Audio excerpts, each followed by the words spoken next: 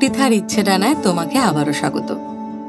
আজকে যে ছোট গল্পটা পড়ব তার নাম স্বামী স্ত্রী। লিখেছেন প্রতিভা বসু।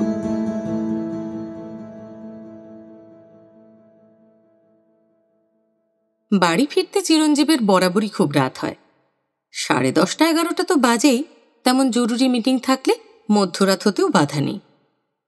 বাল্যকাল থেকেই সমাজসেবা এবং রাজনীতির সঙ্গে যুক্ত, সেটাই তার ধ্যান জ্ঞান নেশা, যদিও পেশা অধ্যাপনা। সবাই বলে মানুষ তিনি একান্তই খাঁটি, দেশ এবং দশের মঙ্গলের জন্য উৎসর্গীকৃত প্রাণ। দলবাজির ধার ধারেন না, অর্থলোভে বিচলিত হন না, গদির মোহে পা বাড়ান না, আক্ষরিক অর্থেই আদর্শবাদী। যখন এই শহরে এই কলেজের চাকরি নিয়ে এসেছিলেন তখন বয়স ছিল 28, এখন 40। তখন সঙ্গে বিধবা মা ছিলেন। আজ 5 বছর যাবৎ তিনি গত। বিবাহ করেননি, কেননা সময় পাননি। সুতরাং সংসারের বন্ধন নিতান্ত শিথিল। একটি অতি অকর্মণ্য অবসরপ্রিয় বোকা নিদ্রাকাতর ভৃত্য নিয়ে নেহাতি স্বাধীন জীবন। বাড়ি ফিরতে সেদিনও খুব রাত হয়ে গিয়েছিল, কিন্তু ফিরেই তিনি বড় অবাক হয়ে গেলেন। ধাক্কা দিতেই দরজা খুলে গেল। ঘড়িতে দেখলেন 12:33। মফস্বল শহরের পক্ষে রাত 12টা অবশ্যই গভীর রাত। বেশিরভাগ মানুষই নিদ্রিত। তার মধ্যে তার পুরাতন ভৃত্য গোবর্ধন তো বটেই। গোবর্ধন সন্ধে থেকেই ঘুমোয়। প্রতিদিনই ফিরে এসে দরজা ধাক্কাতে ধাক্কাতে প্রাণান্ত না হওয়া পর্যন্ত তার ঘুম ভাঙে না। আর এত রাত্রে এলে তো পুলিশ ডাকার অবস্থা ঘটে। আরও একটা কাণ্ড করে সে, সারা বাড়ি অন্ধকারে আচ্ছন্ন করে রাখে। তিনি যত বলেন বসার ঘরের আলোটা অন্তত জেলে রাখবি, সে কথা শোনে না। আবার মুখে মুখে বলে, হ্যাঁ অতক্ষণ মিচিমিচি ইলেকট্রিক পুরোই আর কি, আমার তো আর খেয়ে দেয়ে কাজ নেই কি না। খেয়ে দেয়ে সত্যিই তার কাজ নেই। বিকেলে রান্না বান্নার পাট নেই। গোবর্ধনের রান্না যত কম খাওয়া যায় ততই মঙ্গল। পারলে দুপুরেও খেতেন না। মা ছেলেবেলা থেকে বদভ্যাস করে দিয়ে গেছেন ভাতের। তিনি নেই, অথচ অভ্যেসটা আছে। ভাত খেয়েই কলেজে যান।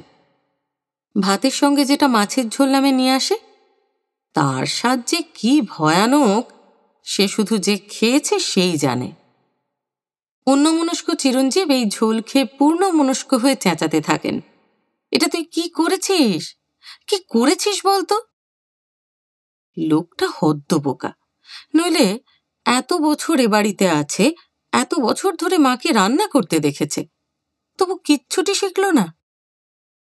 গোবর্ধন ভেবাচাকা খেয়ে গিয়ে দৌড়ে আরেক খামচা নুন বা চিনি মিশিয়ে নিয়ে এসে বলে, এবার দেখুন তো দাদাবাবু ঠিক হয়েছে কিনা। সুতরাং এই লোকের দ্বারা তিনি তার জঠরকে আর নির্যাতিত হতে দিতে চান না। বলেন, রাত্রিরে আমার জন্য সব সেদ্ধ করে রাখবি, বুঝলি? মাখন থাকে যেন ঘরে, আর হ্যাঁ, পাউরুটিও যেন থাকে। ওইসবই তিনি খান, সঙ্গে 1 কাপ কফি। সেদিন গোবর্ধনের আলো জেলে রাখা, দরজা খোলার তৎপরতা ইত্যাদি দেখে তিনি প্রায় তাজ্জব বনে গিয়েছিলেন, কিন্তু তারপরেই বুঝতে পারলেন কারণটা কি, এবং বোঝার সঙ্গে সঙ্গে তার তাজ্জব হয়ে যাওয়ার মাত্রা শতগুণ বৃদ্ধি পেল। নতমুখী যে মেয়েটি দরজা খুলে দিয়ে দাঁড়িয়েছিল, তাকে দেখে ঢুকতে গিয়েও থেমে বললেন, আপনি মানে? আমি সীতা। মেয়েটির অস্ফুট গলা শোনা গেল। সীতা নামটা শোনা শোনা মনে হলেও ঠিক বুঝতে পারলেন না। মেয়েটি আবার বলল, আমার বাবার নাম বিধুভূষণ খাস্তগীর। বিধুভূষণ খাস্তগীর? হঠাৎ বহুদূর থেকে ভেসে আসা কোনো গানের অস্পষ্ট সুরের মতো একটা অনুভূতি ধাক্কা দিল মনে। মেয়েটির আপাতমস্তক ভালো করে দেখলেন। বিধ্বস্ত পোশাক, উদ্ভ্রান্ত চেহারা, অবিনস্ত চুল। ঘরে ঢুকে বললেন, আমি ঠিক চিনতে পারিনি। আমি সে আশা করিনি। বসুন, কিন্তু এত রাত্রিরে? আবার ঘড়ি দেখলেন, 12:30। এসেছি 9টার সময়। গোবর্ধন কোথায়? সে আমাকে দরজা খুলে দিয়ে বোধহয় ঘুমিয়ে পড়েছে। বলেছিল দাদাবাবুর আসতে অনেক রাত হবে। হ্যাঁ, আমি একটু রাত করেই ফিরি। সীতা বলল, আমি গোবর্ধনকে বললাম, তুমি তোমার কাজে যাও, আমার খুব জরুরি দরকার, দেখা না করে যেতে পারবো না। জরুরি দরকার? আমার সঙ্গে? আজ্ঞে। কি বলুন তো? সীতা ঢোক গিলল, দৃষ্টি মাটিতে নিবদ্ধ রাখল। তারপর স্পষ্ট করে বলল, আমি আপনার আশ্রয় প্রার্থী। আশ্রয়? আমার সামনে এখন দুটো পথ খোলা, হয় মৃত্যু, নয় আপনার দয়া। এসব কি বলছেন আপনি? যা সত্য। না মানে আমি কিছু বুঝতে পারছি না। সীতা বলল, মৃত্যুকেই বেছে নিয়েছিলাম, লালবাঁধে গিয়ে বসেও ছিলাম অনেকক্ষণ। তারপর মনে পড়ল, সাঁতার জানলে ডুবে মরা যায় না, কলসিও সঙ্গে ছিল না, আর মৃত্যুর অন্য উপায়ও আমি জানি না। তাহলে বলুন, জগতে আপনি ছাড়া আর কার কাছে গিয়ে আশ্রয় চাইতে পারি? চিরঞ্জীব মুখার্জি ভেবে পেলেন না এ ধরনের কথা এই মেয়েটি তার কাছে বলছে কেন। মাথা টাথা খারাপ হয়নি তো? লক্ষ্য করলেন ভালো করে, কথাবার্তায় কোনো রকম গোলমাল আছে বলে তো মনে হচ্ছে না। নিশ্চয়ই বাড়ি থেকে রাগারাগি করে বেরিয়ে এসেছে। যা বাড়ি।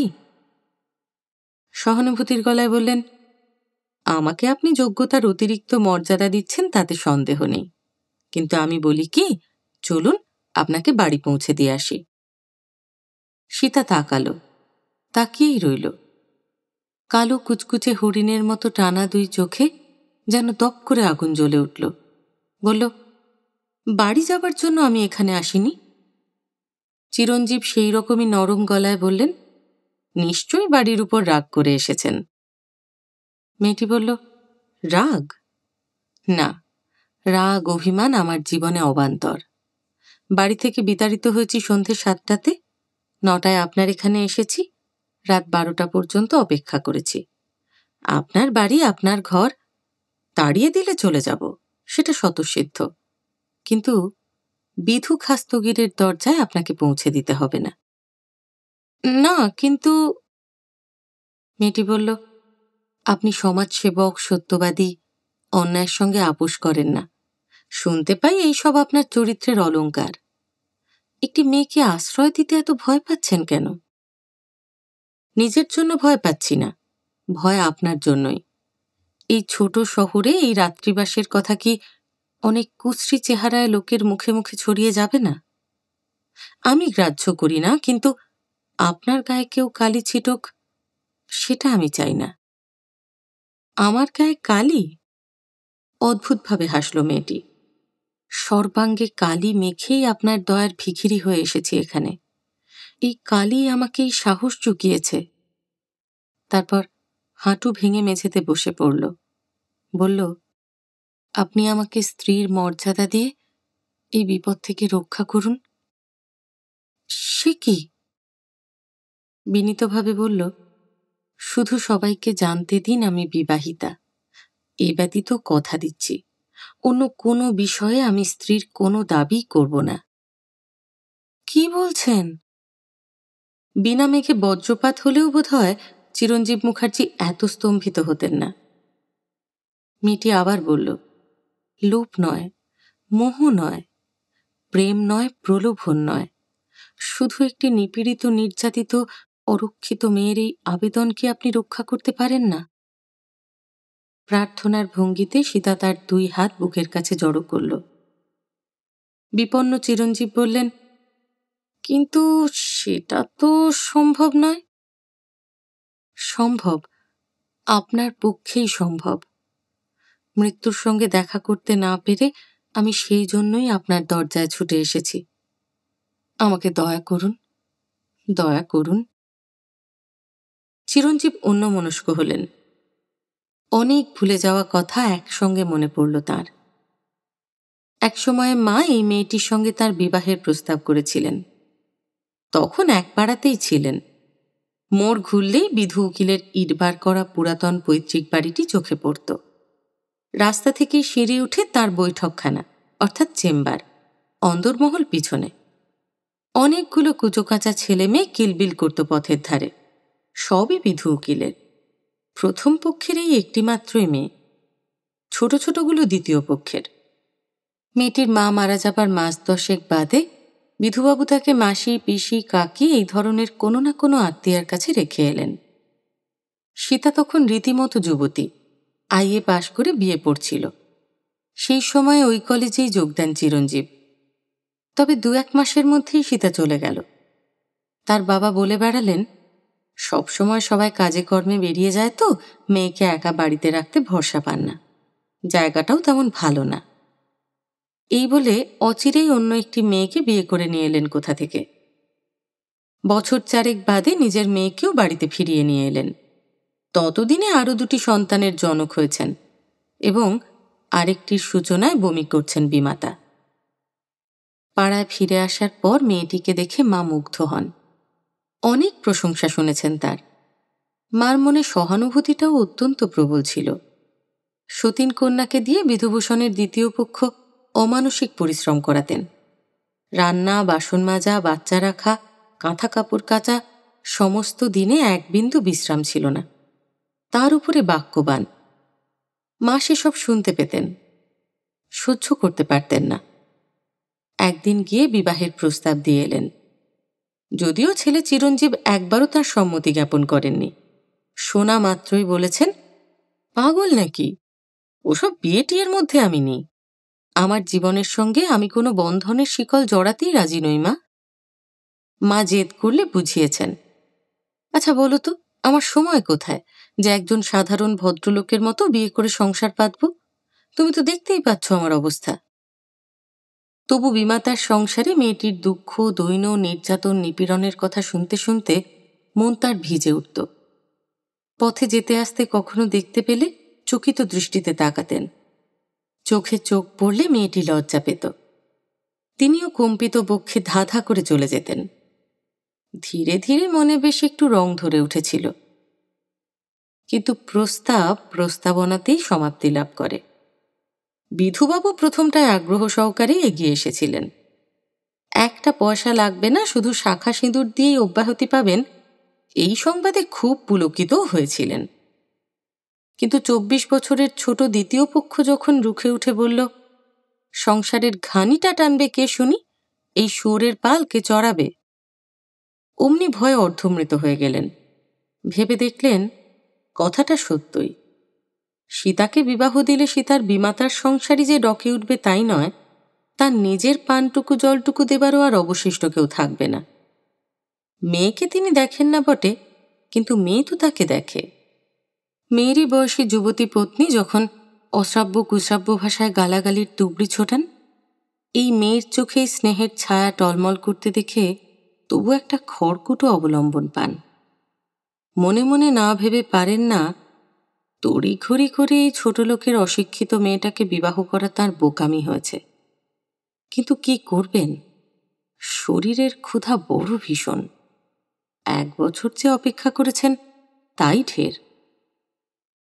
এসব অনেক আগেকার কথা। অনেক বছরের পলিমাটি পড়ে গেছে সেই দিনগুলোর উপর। বাড়ি বদলে কবে চলে এসেছেন অন্য পাড়ায়। মা চলে গেছেন তাও 5 বছর হয়ে গেছে। এই তো দেখেও চিনতে পারলেন না সেই মেয়েকে। তার মানে সেই তখন চকিত দৃষ্টিতে চকিতেই দেখেছেন তাকে। এতদিন বাদে রাত 12টার সময় এসে সে কেন তার পতিত্ব প্রার্থনা করছে? ভেবে পাচ্ছিলেন না কি করবেন, কি বলবেন। বিয়ে কি এমনিই একটা ব্যাপার যে এসে বলা মাত্রই হয়ে যায়? তার জন্য প্রস্তুতি লাগে না? বয়সও কি আর বসে আছে? এ তো মহা বিপদে পড়লেন তিনি। তবু তার 40 বছরের শক্তপোক্ত হৃদয়ে একটা মৃদু ঢেউ আন্দোলিত হল। ঘামছিলেন। পকেট থেকে রুমাল বের করে কপাল মুছলেন। তারপর কেশে নিয়ে বললেন, অনেক রাত হয়েছে, আমি গোবর্ধনকে ডাকছি, ও আপনার থাকার বন্দোবস্ত করে দেবে। খাবার খুব কষ্ট হবে, বলা যায় কিছুই প্রায় নেই। মেয়েটির চোখে আশার আলো চিকচিক করে উঠল। একই ভঙ্গিতে বলল, আমি আবারও কথা দিচ্ছি, একদিন এক নিমেষের জন্য সম্পর্কের কোনো দাবি নিয়ে আপনার কাছে দাঁড়াবো না। আমি ঈশ্বরের নামে শপথ করছি, যত তাড়াতাড়ি সম্ভব চলে যাব এখান থেকে। কোথায় যাবেন? একটা আশ্রমে। তার মানে বাড়ি ফিরবেন না? না। এতদিন বিবাহ করেননি কেন? কৃতদাসীর তো বিবাহ হয় না। কৃতদাসীর জীবনযাপন না করলেও তো পারতেন। চেষ্টার ত্রুটি করিনি। যেখানে যত বিজ্ঞাপন দেখেছি সর্বত্র লুকিয়ে লুকিয়ে আবেদন পাঠিয়েছি। কিন্তু আইএ পাশ করা মেয়ের আজকাল চাকরি হয় না। আমি তো শুনেছিলাম আপনি বিএ পাশ করেছেন।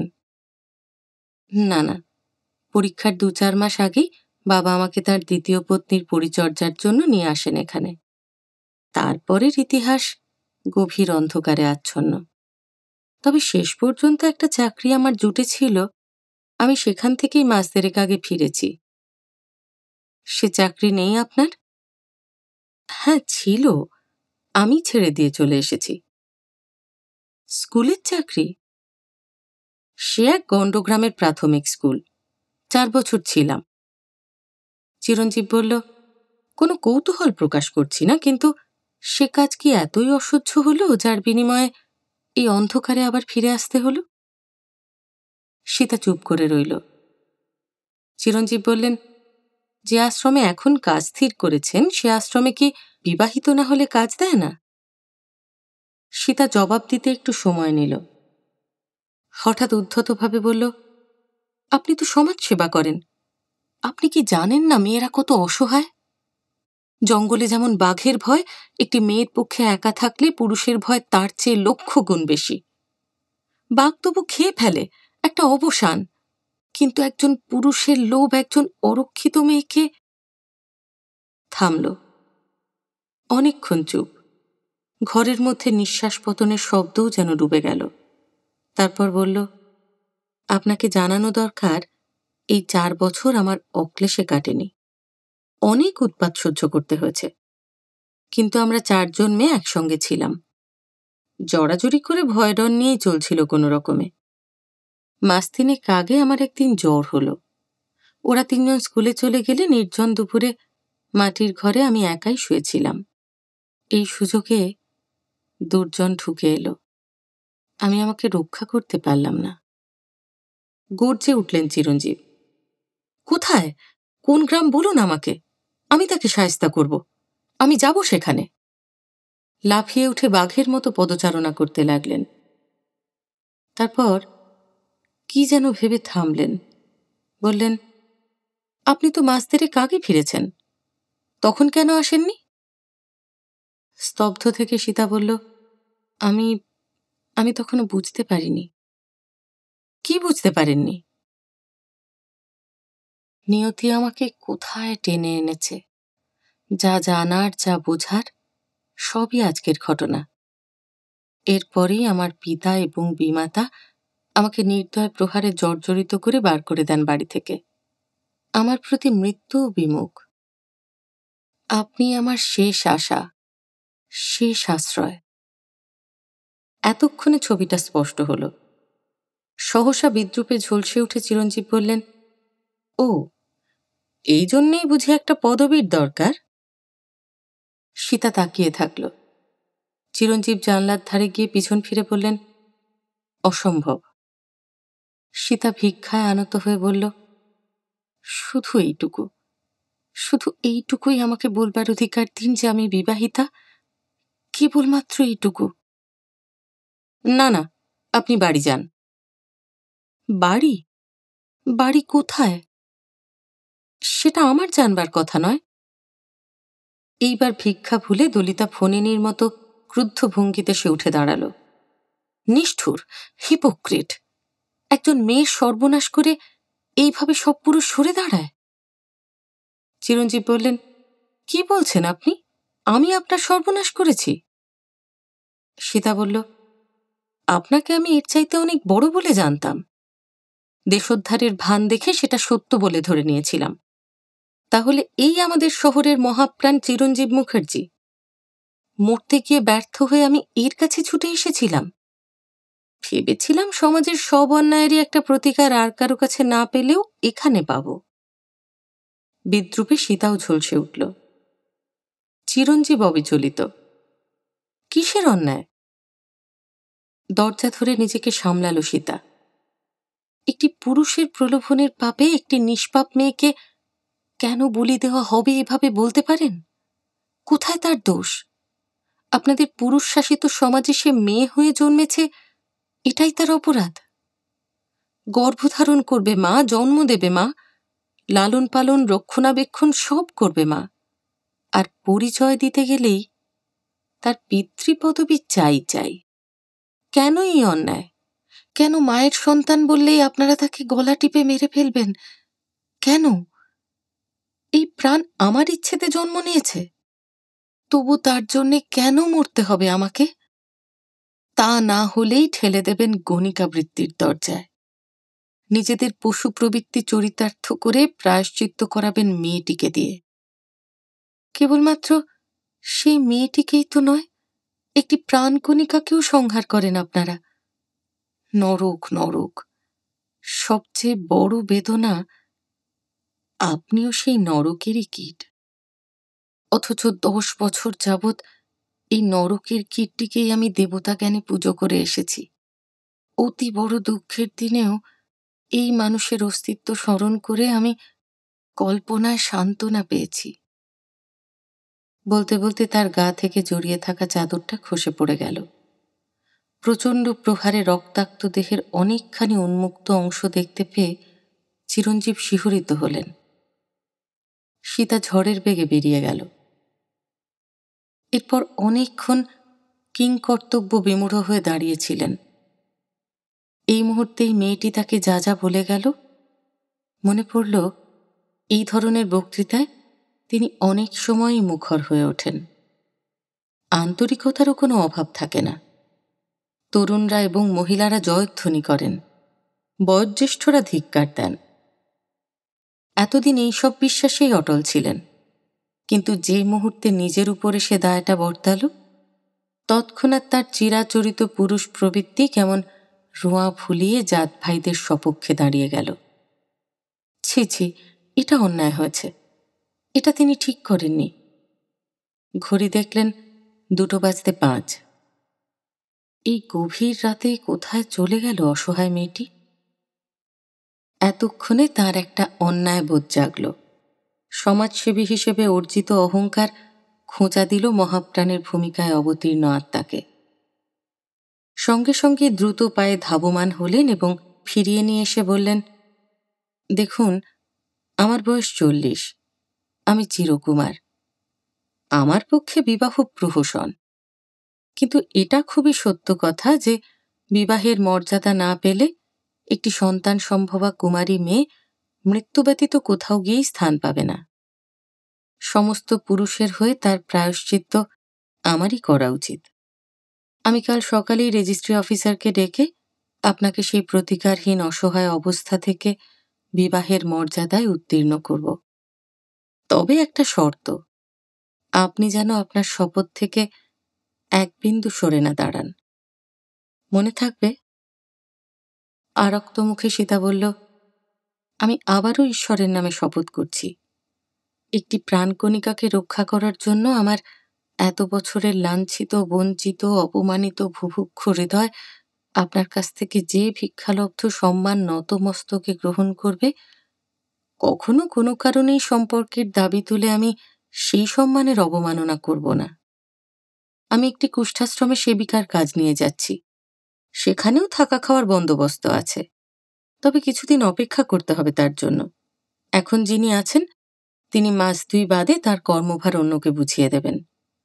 এই 2 মাস আমাকে যদি এ বাড়িরই কোনো একটি ঘরে আশ্রয় দেন, কৃতজ্ঞ হব। চিরঞ্জীব বললেন, ঠিক আছে, আপনার যতদিন অন্যত্র যাবার সুবিধে না হয় এখানেই থাকবেন।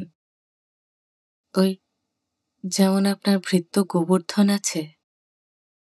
গলা প্রায় বন্ধ হয়ে এলো সীতার। বলল, আমি তার চেয়ে এক বিন্দু বেশি সুযোগ সুবিধে চাইব না। সেটাও প্রতিজ্ঞা করছি। নরম হলেন চিরঞ্জীব। বললেন, কি আশ্চর্য, এসব বলছেন কেন? আমাকে আপনি যত ছোটই ভাবুন, আমি কিন্তু ততটা ছোট নই। সত্যি সত্যি পরের দিন বেলা 12টার সময় সীতা খাস্তগির কলমের এক আঁচড়ে সীতা মুখার্জি হয়ে গেল। কোণের দিকের একটি পরিত্যক্ত ঘরে আশ্রয় মিলল তার। অস্থায়ী আবাস হলেও মেয়েরা গৃহস্থালী না করে পারে না। সেই ঘরকেই পরিষ্কার পরিচ্ছন্ন করে গুছিয়ে নিল। প্রথম দুদিন গুহাবাসী হয়েই কাটিয়েছিল। চিরঞ্জীবের প্রাত্যহিক জীবন সে কিছুই জানে না। চলতে ফিরতে কখন দেখা হয়ে যাবে সেই আতঙ্কেই ঘর থেকে বেরোতে পারেনি। পরে বোঝা গেল বাড়িতে থাকার মেয়াদ চিরঞ্জীবের খুবই কম। সকালে উঠেই প্রথম কাজ গোবর্ধনকে তোলা। গোবর্ধন উঠে উনুনে আঁচ দিয়ে সারা বাড়ি ধোঁয়ায় অন্ধকার করে ফেলে। ভদ্রলোকের বোধহয় চায়ের তৃষ্ণা খুব প্রবল। কতবার যে খোঁজ নেন উনুন ধরল কিনা, জল ফুটল কিনা, কিংবা আর কতক্ষণ দেরি হবে এইসব। গোবর্ধন একটা করে তো আর একটা ভোলে। এটা দেয় তো সেটা দেয় না, ওটা আনে তো অন্যটা পড়ে থাকে। তবে এটা বোঝা যায় দাদাবাবুকে সে প্রাণতুল্য ভালোবাসে। দাদাবাবুকে ভালো রাখতেও তার অসাধ নেই, কিন্তু নেহাতি অপারগ। একা একা বুদ্ধি করে কোনো কাজই সে করতে পারে না। যে চাটা সে করে নিয়ে যায়, এত অপেক্ষার পরে এত আকাঙ্ক্ষার সেই চা খেয়ে প্রায় ভদ্রলোককে রাগারাগি করতে শোনা যায়। হয় ভয়ঙ্কর চিনি দেয়, নয় ভয়ঙ্কর দুধ দেয়। একদিন জলের মতো পাতলা, অন্যদিন কাঁথার মতো ভারী। ওই চায়ের সঙ্গে বা পরে আর কোনো আহার নেই। 12টার সময় ভাত খেয়ে কলেজ, ফিরতে ফিরতে 4টে বাজে। তারপর চা সঙ্গে রুটি মাখন খেয়ে তক্ষুনি আবার বেরিয়ে যান। ফেরেন সেই রাত্রিরে। সীতা ঘুরে ফিরে বাড়িটা দেখল। যেভাবে রেখেছে এরা বোঝার উপায় নেই কেমন। রান্নাঘরে ঢুকে জিনিসের প্রাচুর্য দেখে অবাক হয়ে গেল। কি সুন্দর সুন্দর সব বাসন কি অযত্নে পড়ে আছে। রোজ একটা ভাঙা উনুন ধরানো নিয়ে কত কাণ্ড যে করে গোবর্ধন। কত দেরি হয়ে যায় চা দিতে। আর বাড়িটা তো কালিঝুলি মেখে একাকার অবস্থা। অথচ রান্নাঘরে আরও 3টে উনুন আছে। একটা পুরনো দিনের স্টোভ, আর একটা কেরোসিনের, আর একটা ইলেকট্রিকের। সীতা জিজ্ঞেস করল, এগুলো ঠিক নেই গোবর্ধন? গোবর্ধন বলল, তা তো জানি নে বৌদি, মা থাকতে ব্যবহার করতেন, আমিও সব ধরাতে জানি না। গোবর্ধনের বৌদি ডাকটাতে দাঁতে কাঁকড় পড়ল যেন সীতার। তবে মেনে নিতেই হয়। বলল, এক কাজ করো, একটু পরিষ্কার টরিষ্কার করে দাও, আমি দেখছি। গোবর্ধন এক বাক্যেই রাজি। তেল টেল ভরে দেখা গেল সব ঠিক আছে। সীতা বলল, শোনো গোবর্ধন, কাল সকালে আর তুমি উনুন ধরিও না। আমি উঠে স্টোভ জেলে চা করে দেব, তুমি নিয়ে যেও। গোবর্ধন খুব খুশি। মা মারা যাবার পর থেকে বাড়িটা আর বাড়ি বলে মনে হয় না। বৌদি আসাতে আবার বেশ বাড়ি বাড়ি মনে হচ্ছে। শুধু চা নয়, রান্নার পাটটাও আস্তে আস্তে হাতে নিল সীতা। বেকার জীবন বড় অসহ্য। তাছাড়া যে 2 মাস এখানে খাবে থাকবে, কিছু তো বিনিময় করতে হবে। একদিন চিরঞ্জীব বেরিয়ে গেলে পায়ে পায়ে তার ঘরে গিয়েও ঢুকল। কাঁচা হলো বিছানার চিটচিটে ময়লা চাদর, বালিশের ওয়্যার। তোষকটাও রোদে দেওয়া হলো। এই করতে করতে বাড়ির স্ত্রীও ফিরে গেল, বা যাবার সময় এগিয়ে এলো। তার চাকরিটা কুষ্ঠাশ্রমে হলেও ভালো। দায় দায়িত্ব, মাইনে সবই সম্মানযোগ্য। বলা যায় এক ধরনের ইনচার্জ। মিশনারিদের প্রতিষ্ঠান। নিরাপদে থাকতে পারবে ভেবে অন্তত আশ্বস্ত বোধ করছিল। এছাড়া তার ঠিকানাই বা কোথায়? মা না থাকলে পিতার সঙ্গে কি অর্থহীন সম্পর্ক।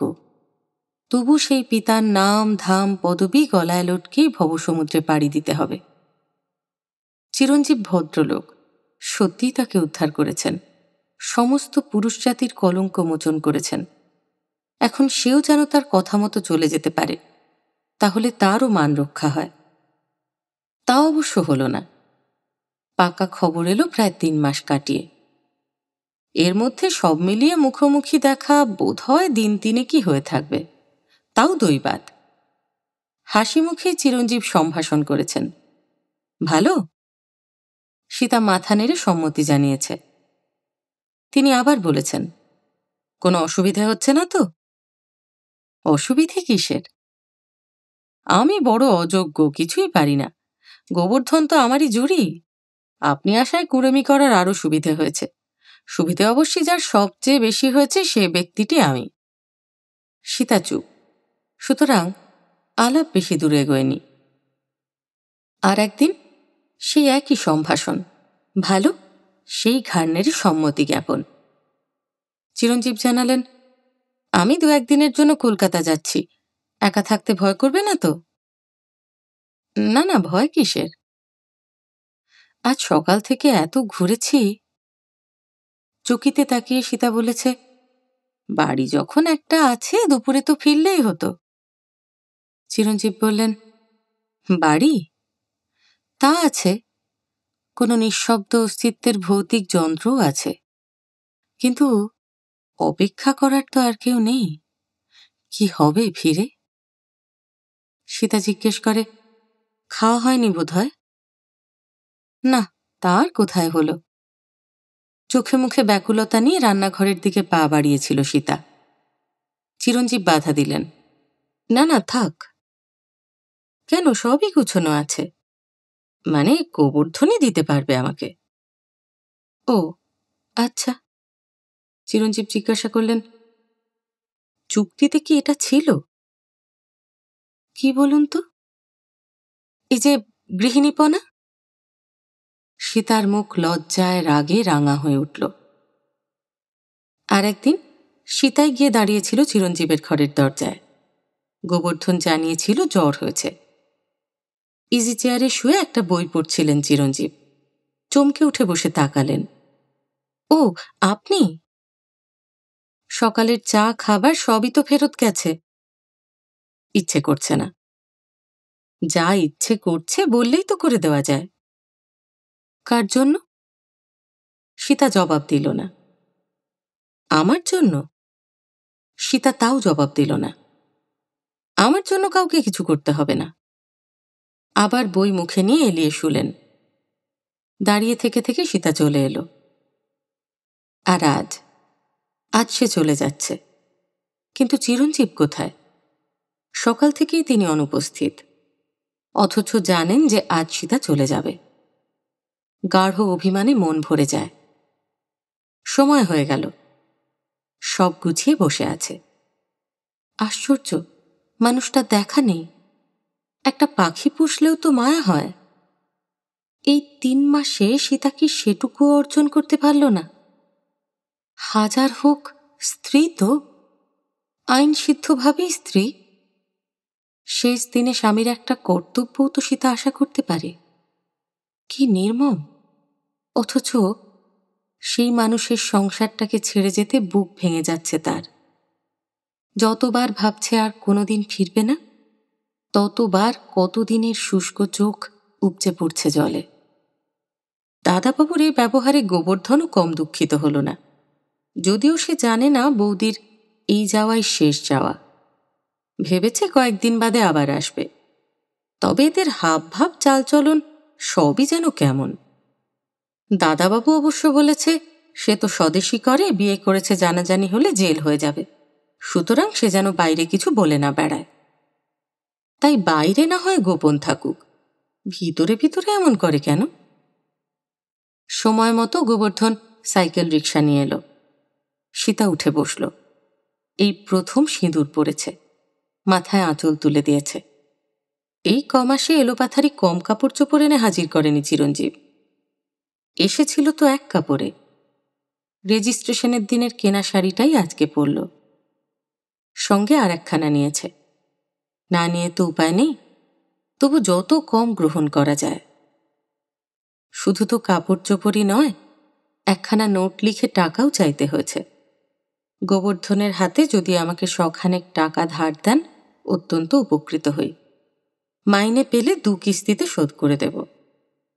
তারপরে লিখেছিল, নিজের যত্ন নেবেন, ভালো থাকবেন, জানবেন যেখানেই থাকি নিরন্তর আপনার মঙ্গলের জন্য প্রার্থনা করব ঈশ্বরের কাছে। সেই টাকা পাথেয় করেই আবার এক অজানার উদ্দেশ্যে ঝাঁপ দিচ্ছে। তবু আজ তার বুকে অনেক বল। সে একজনের স্ত্রী। যার স্ত্রী সে তো এনে দিল না, তবে টাকা পেয়ে গোবর্ধনকে দিয়ে সিঁদুর আনিয়েছে, লোহা আনিয়েছে। ব্যবহার করতে পেরে মনে অনেক সাহস এসেছে।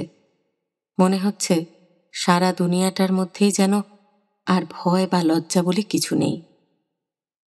মফস্বল শহরের স্টেশন, জাঁকজমকও নেই, ভিড়ও নেই। সে পৌঁছতে পৌঁছতে ঘসঘস করে চলে গেল একটা ট্রেন। তারপর আর একটা এলো।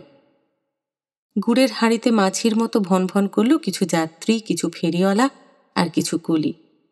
তারপর আবার নীরব। দূর থেকে দেখা গেল তার ট্রেনও আসছে। আর ট্রেনটা দেখার সঙ্গে সঙ্গেই তার মনে হলো, তার এই বেঁচে থাকার কি অর্থ, কার জন্য, কিসের জন্য? জলে ডুবতে পারিনি সাঁতার জানি বলে। ট্রেনে কাটা পড়তে বাধা কোথায়? লোকজন ঠেলে নববিবাহিত ঝলমলে চেহারা নিয়ে ছুটল সে। আজ ইচ্ছে করেই বাড়ি ফেরেনি চিরঞ্জীব। তার আত্মসম্মানে যথেষ্ট ঘা লেগেছে। হাজার হোক তিনি স্বামী, সে তার নিশ্চয়ই যাবার আগে একটা অনুমতি বা অনুমোদনের প্রয়োজন ছিল। এতদিন একসঙ্গে থাকল, ভদ্রতা বলেও তো একটা জিনিস আছে। কি উদ্ধত, কি হৃদয়হীন, কি জেদ! বিয়ের আগে মানুষ একরকম ভাবে, বিয়ের পরেও কি তা ভাবতে পারে? সীতা যখন একজন প্রায় অপরিচিত মেয়ে মাত্র ছিল, তখনকার সঙ্গে এই কমাসের সীতা কি এক? এমনকি সেদিন, যেদিন অতি ঘনিষ্ঠ দুজন সাক্ষী রেখে দূর শহর থেকে একজন রেজিস্ট্রার এনে দরজা বন্ধ করে অতি সঙ্গোপনে সে গ্রহণ করেছিল সীতাকে, কাছাকাছি বসেই বুকটা কাঁপছিল। কেমন অন্যরকম হয়ে গিয়েছিল মনের গতি। রাত্রিবেলা যখন ছাড়াছাড়ি হয়ে দুজন দুঘরে গিয়ে ঢুকলেন, একক বিছানায় শুয়ে কতক্ষণ ঘুম এলো না। শুধু কি সেই রাতে? আর কোনো রাতে নয়? দিনেও কি নয়? সীতা ঘুরছে ফিরছে, কাজ করছে, তার হাজারো অভ্যেসকে, ইচ্ছেকে পরম যত্নে পালন করছে। কি খাবেন, কি পরবেন, কখন বেরুলেন, কখন ফিরবেন, সমস্ত বিষয়ে একাগ্র হয়ে নিবিষ্ট মনোযোগ রেখেছে। এসব কি তাকে অবিশ্রান্ত আলোড়িত করেনি? করেছে। ধীরে ধীরে এই অনুভূতি তাকে চূড়ান্ত প্রেমের পর্যায়ে নিয়ে গিয়েছে। 2 মাস কেটে যাবার পরেও যখন সীতা গেল না, নিশ্চিন্ত বোধ করেছিলেন। ভেবেছিলেন এইবার একটা বোঝাপড়ায় আসবার চেষ্টা করবেন। কিন্তু ওই যে লজ্জা, সংকোচ, কুণ্ঠা, বেশি বয়সের দোষ। একান্ত যুবকের মতো দস্যু হয়ে ছিনিয়ে নিতে পারলেন কই? বলতে পারলেন কই, তোমার চুক্তিতে তুমি স্ত্রীর দাবি করবে না বলেছ, কিন্তু আমি তো স্বামীর অধিকার আরোপ করব না, এমন কথা কখনো বলিনি। এই অনুরাগ তাকে এত দূর নিয়ে গেছে যে সীতার সম্ভাব্য সন্তানের কথা ভাবলে পর্যন্ত হৃদয় পিতৃস্নেহে ভরে ওঠে। সেই যে একা রেখে কলকাতা গেলেন, কি চিন্তা! অন্যমনস্কভাবে চলতে গিয়ে প্রায় গাড়ি চাপা পড়তে পড়তে বেঁচে গেলেন। আর তক্ষুনি মনে হলো, সীতার কি হতো? টাকা কই, পয়সা কই? চিরবাউন্ডুলে মানুষ তিনি। যা আয় করেন তাই দুহাতে খরচ করেন। এখন তো আগের মতো মুক্ত জীবন নেই, এখন তার অনেক দায়িত্ব। তিনি না থাকলে ওর তো দুর্গতির একশেষ হবে। আহা সীতা, কত দুঃখ পেয়ে তার ঘরে এসেছে, কত বিশ্বাস নিয়ে তার ঘরে এসেছে। এই যাওয়ার কথাটা তো তিনি জানতেনই না। গোবর্ধনকে দিয়ে বলে পাঠানো হলো। কেন? একবার নিজে এসে দাঁড়াতে পারল না? নিজে এসে বললে কি মহাভারত অশুদ্ধ হয়ে যেত? মুখোমুখি কথা বললে নিশ্চয়ই তিনি তার মতটা জানিয়ে দিতেন। চিরঞ্জীব মুখার্জির স্ত্রী সীতা মুখার্জি গিয়ে কোথায় কোন আশ্রমে আয়ার কাজ করবে, এ কথার তিনি ঘোরতর প্রতিবাদ করতেন। ঠিক আছে, থাক, যেখানে খুশি যাক, যা খুশি করুক, তাঁর তো আর কোনো দায় দায়িত্ব রইল না। ভালোই হলো। কাল সারা রাত এই একই ভাবনায় জ্বলেছেন। বারে বারে উঠেছেন, বসেছেন, জল খেয়েছেন আর ভেবেছেন কেন তিনি তার সম্পর্কের জোরটা খাটাবেন না। সে অধিকার তার অবশ্যই আছে, কিন্তু ভাবা পর্যন্তই, কাজে আর করে উঠতে পারেননি। ভদ্রতার দায় বড় বিষম দায়। সেজন্য সকাল না হতেই বাড়ি থেকে পলাতক। শুনেছেন 9:47 গাড়ি ছাড়বে, তার মানে সীতা বাড়ি থেকে 9টাতেই বেরোবে, তিনি ঢুকবেন তারপরে। কিন্তু ঢুকে সেই শূন্য বাড়িতে কি করবেন, কেমন করে থাকবেন? অসম্ভব, ঠিকানাটাও তো জানেন না। এরপরেই তার ভাবনা আপনা আপনি উল্টোগতি নিল। আচ্ছা, সীতার কি দোষ? বাড়ি তাঁর, সর্বময় কর্তৃত্ব তাঁর। সীতাকে তিনি যে চুক্তিতে থাকতে দিয়েছেন, কি সাহসে সীতা তার বাইরে পা বাড়াবে? সাধারণ মেয়ে হলে হাতে পায়ে ধরত, সীতার মতো মেয়ে মরে যাবে তবু অপমানের সঙ্গে ঘর করবে না। যেদিন এসেছিল দাবি নিয়েই এসেছিল, চিরঞ্জীব মুখার্জিকে অনেক অনেক বড় ভেবেই এসেছিল। নিজ মুখেই বলেছে 10 বছর যাবৎ তাঁকেই সে তার শ্রদ্ধার উচ্চাসনে বসিয়ে রেখেছে। তার মানে কি এই দাঁড়ায় না, সেই থেকে, মানে তার মায়ের বিয়ের প্রস্তাব দেওয়ার পর থেকেই চিরঞ্জীবের প্রতি তার মন আকৃষ্ট? তাই যদি না হবে, তবে সেদিন আত্মহত্যা করতে না পেরে সেই বিপন্ন মেয়ে তাঁর পতিত্বই প্রার্থনা করবে কেন? তিনি অন্ধ, দেখেও দেখেননি, বুঝেও বোঝেননি। দান গ্রহণ করেছেন, প্রতিদানের কথা মনে পড়েনি। ঘড়ি দেখলেন আর অমনি দৌড়ে গিয়ে একটা সাইকেল রিক্সা ধরে উঠে পড়লেন। স্টেশনে গিয়ে পৌঁছতে পৌঁছতেই ট্রেন ছেড়ে দিল। বিমূঢ়ের মতো দাঁড়িয়েছিলেন। ছোট্ট একটা ভিড় চোখে পড়ল, সীতাকে ঘিরেই সেই ভিড়। প্রকাশ্য দিবালোকে এতগুলো লোকের চোখ এড়িয়ে সে এবারও আত্মঘাতী হতে পারেনি। এই দিদিমণি কি করছো বলে একজন কুলি তাকে আটকে দেয়, কিন্তু সীতা নিজে বলছে মাথা ঘুরে পড়ে যাচ্ছিল, এই লোকটি তাকে রক্ষা করেছে। একই রিকশায় পাশাপাশি বসে নিঃশব্দে বাড়ি ফিরতে ফিরতে চিরঞ্জীব বললেন, তুমি কার উপরে প্রতিশোধ নিচ্ছিলে? আমি তোমার কি ক্ষতি করেছি? একটু চুপ করে থেকে সীতা বলল, কারো উপরেই নয়, আপনাকে ছেড়ে বেঁচে থাকার চেয়ে মৃত্যুই আমার কাছে অনেক সহনীয় বলে মনে হয়েছিল।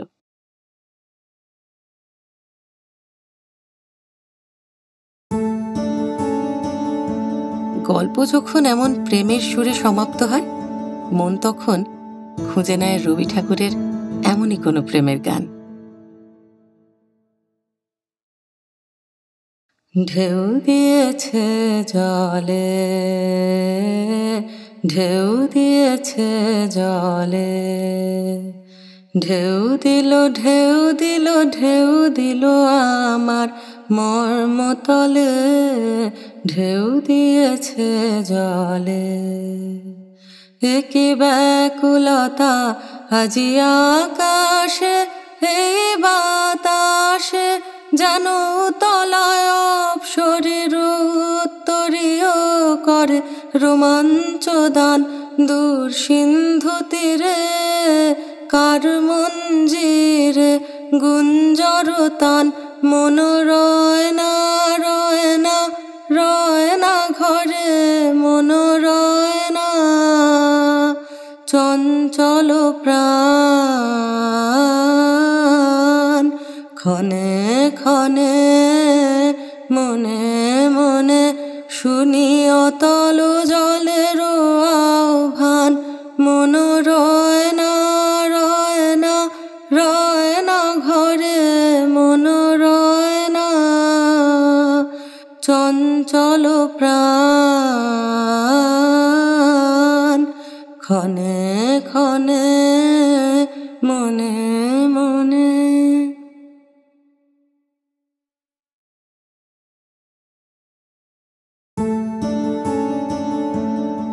কেমন লাগলো আজকের গল্প এবং গান সেটা অবশ্যই জানিও। যদি ভালো লেগে থাকে তাহলে লাইক করো, প্রিয় মানুষের সঙ্গে শেয়ার করো, আর যদি চ্যানেলটা এখনো সাবস্ক্রাইব না করে থাকো তাহলে তাড়াতাড়ি সাবস্ক্রাইব করে দিও। আর অনেকখানি ভালোবাসা নিয়ে অপেক্ষা করো আমার পরের গল্পের জন্য। খুব ভালো থেকো।